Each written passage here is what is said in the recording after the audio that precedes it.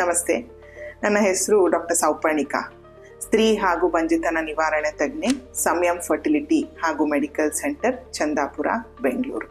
Last week ನಮ್ಮ ಕ್ಲಿನಿಕ್ಗೆ ಒಬ್ರು patient ಬಂದಿದ್ರು. ಅವ್ರದ್ದು ಏನಪ್ಪ ಅಂದ್ರೆ 2ನೇ ಮದುವೆ ಆಗಿ ಬಂದಿದ್ದಾರೆ. ಅವ್ರದ್ದು ಏನಂದ್ರೆ ಮೊದಲನೇ ಮದುವೆ ಆದಾಗ ಕೂಡ ಅವ್ರಿಗೆ ಪ್ರೆಗ್ನೆನ್ಸಿ ಆಗಿಲ್ಲ. ಏನ್ ಅನ್ಕೊಂಡಿದ್ದಾರೆ, ಆ ಹೆಣ್ಮಗುಗೆ ತರಾತರ ಟ್ರೀಟ್ಮೆಂಟ್ ಮಾಡಿಸಿದ್ದಾರೆ ಹಾಗೂ ಚಿಕಿತ್ಸೆಗಳು ಮಾಡಿಸಿದ್ದಾರೆ, ಆದ್ರೂ ಕೂಡ ರಿಸಲ್ಟ್ ಬಂದಿಲ್ಲ. ಆ ಕಾರಣಕ್ಕೆ ಅವರು 2ನೇ ಮದುವೆ ಆಗಿದ್ದಾರೆ. ಆದ್ರೆ 2ನೇ ಮದುವೆಯಲ್ಲೂ ಕೂಡ ಪ್ರೆಗ್ನೆನ್ಸಿ ಬರ್ತಿಲ್ಲ ಅಂತ ಹೇಳ್ಬಿಟ್ಟು ನಮ್ಮ ಹತ್ರ ಬಂದಿದ್ರು. ಇಲ್ಲಿ ಏನಾಗತ್ತೆ ಅಂತಂದ್ರೆ, ನಾವು ಅವ್ರ ಗಂಡನ್ಗೆ ಒಂದು ಸೆಮೆನ್ ಅನಾಲಿಸಿಸ್ ಅಥವಾ ವೀರ್ಯಾಣು ಪರೀಕ್ಷೆ ಮಾಡಿಸಿ ಅಂತ ಹೇಳಿದ್ರೆ ಅದಕ್ಕೂ ಕೂಡ ಅವ್ರು ರೆಡಿ ಇಲ್ಲ.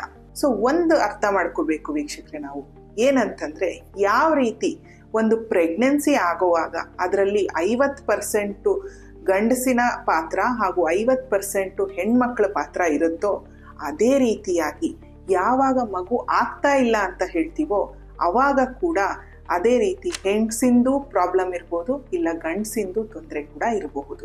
ಹೆಣ್ಮಕ್ಳಿಗೆ ನಾವು ಬಹಳವಾಗಿ ಟೆಸ್ಟ್ಗಳಾಗಿರ್ಬೋದು ಅಥವಾ ಚಿಕಿತ್ಸೆ ಕೊಡ್ತೀವಿ.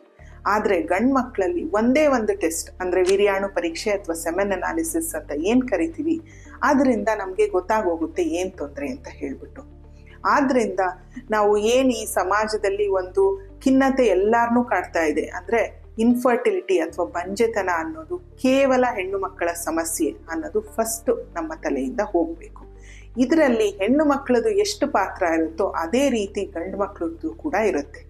ಆದ್ದರಿಂದ ಸ್ವಲ್ಪ ವೈಡ್ ಓಪನ್ ಆಗಿ ಥಿಂಕ್ ಮಾಡ್ಲಿಕ್ಕೆ ಶುರು ಮಾಡಿ, ಗಂಡು ಮಕ್ಕಳಿಗೂ ಕೂಡ ಕೆಲವು ಟೆಸ್ಟ್ನ ಮಾಡಿಸ್ಕೊಂಡು ಅದರಲ್ಲಿ ತೊಂದರೆ ಇದ್ರೆ ಖಂಡಿತವಾಗಿಯೂ ಅದಕ್ಕೆ ಚಿಕಿತ್ಸೆ ಇರುತ್ತೆ. ಅದರ ಮೂಲಕ ಹೋಗೋದು ಒಳ್ಳೆಯದು ಅನ್ನೋದು ನನ್ನ ಅನಿಸಿಕೆ.